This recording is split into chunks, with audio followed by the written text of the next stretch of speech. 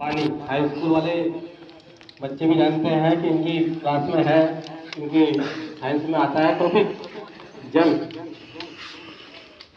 तो जल प्रकृति ने हमें दिया है गिफ्ट में, निःशुल्क उपहार है प्रकृति का जल, जिसे हम पानी कह सकते हैं। ये 3 अवस्था में पाया जाता है, द्रव में, ठोस में और गैस में। इसका रासायनिक सूत्र है H2O। H2O हाइड्रोजन के 2 परमाणु अणु और 1 ऑक्सीजन का मिलकर क्या बनता है? जल। जल के बिना जीवन संभव नहीं है, ये सब जानते हो। प्रकृति ने हमें जो भी चीजें निःशुल्क दी है, जो गिफ्ट के रूप में हमें दी गई है, अन्न, जल और वायु, तीनों निःशुल्क है, इनका कोई शुल्क नहीं लिया प्रकृति ने, और तीनों ही जीवन के लिए अनिवार्य है। जल ही जीवन है, ये कहावत आपने सुनी होगी, जल ही जीवन है।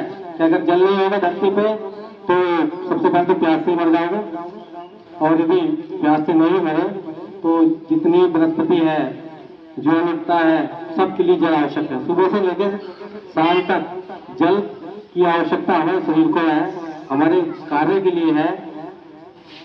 आज प्रकृति में जो जल है 3 अवस्थाओं में प्राप्त है। पहली अवस्था क्या है? द्रव, जो आप नल से प्राप्त करते हो, कुएं से प्राप्त करते हो, नहरों से प्राप्त करते हो, नदियों से प्राप्त करते हो। दूसरी अवस्था होती है आपकी ठोस, जिसको हम बर्फ के रूप में देखते हैं।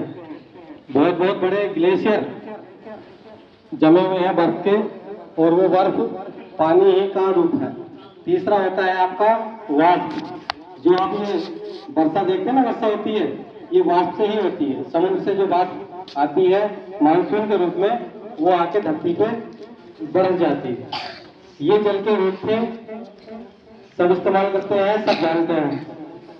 जल हर समय हर जगह हमारे लिए आवश्यक है, और इतना आवश्यक है कि बिना जल के, कहते हैं ना कि जल के बिना तो मछली भी नहीं जी सकती।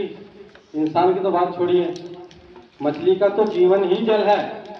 उसके बाद आंखों से क्या निकलता है? रोने के लिए भी जल की आवश्यकता होती है।